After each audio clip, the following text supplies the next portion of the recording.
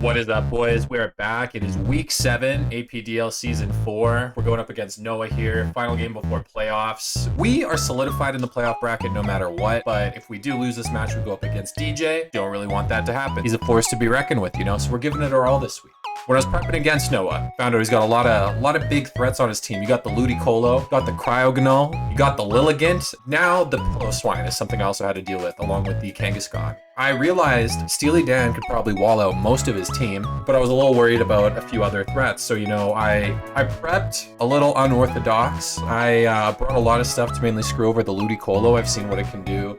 I didn't really worry too much about the pincer because I had a lot of stuff to check it. But I have my work cut out for me. As you will see, it was another neck and neck match. So, I had to think out of the box. And how did I think out of the box? I figured I'd bring Sableye with Trick, maybe throw a Choice Band on him and try to swap it onto his Ludicolo. The moment I hit accept when Noah sent me that request to battle, that dream was crushed. My dream was crushed because he did not bring Ludicolo at all. So I figured I'd still stick with my plan. So we send out Eiscues boys, he sends out Uno. Swaps back out to Wheezing right away. We got a quick little knockoff here. We send in Berserker thinking it's safe. He hits us with an Infestation, which I was not expecting. But we're here, we're sitting pretty good. He protects. I try to go for an Iron Head just to deal some big damage. He swaps out to Rotom Fan.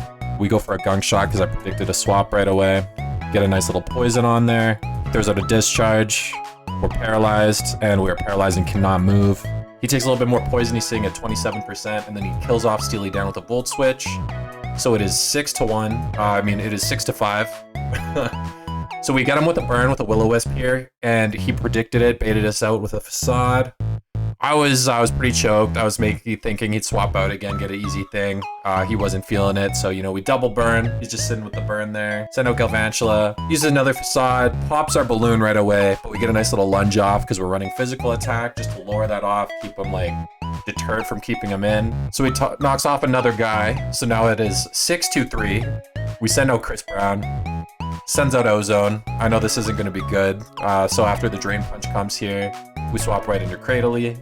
He hits us with an Infestation to try and keep us in. He goes for a Protect, and we just keep going for Ancient Power here. So he hits us with Toxic. We go for Ancient Power again. And now that he's below 50%, I figured I would use Brian. It's got a ton of damage. So he protects. He then swaps out to Pinsir. We hit with the Brian. It would have been so much better if I just kept clicking Ancient Power because that might have just dealt with him. So Uno takes out Planty Dropper, and it is now 6-2, and he is Moxie boosted. So we send out Reboot, we get a Place Kick right away. Uno's gone. It is now 5-2. He sends out Symphony. We swap into Chris Brown. He hits us with the Draining Kiss, and Chris Brown gets the Weakness Policy proc. We do what Chris Brown does best. We throw out Bullet Punches. So we're just pedaling this guy. He swaps out. He goes into Ozone. We get another Bullet Punch here because of the swap out, and then we know we're outspeeding him, so we just do a Fire Punch. It is now 4-2. He sends out Navi. We hit a Bullet Punch here, and he hits us with Sleep Powder. So we're asleep. He goes for a Quiver Dance, and then we wake up. We go for a Bullet Punch, and then he goes for another Quiver Dance, getting greedy. If he did not get greedy, this could have been a completely different match. So he dies. We send in Chris Brown to Volts here.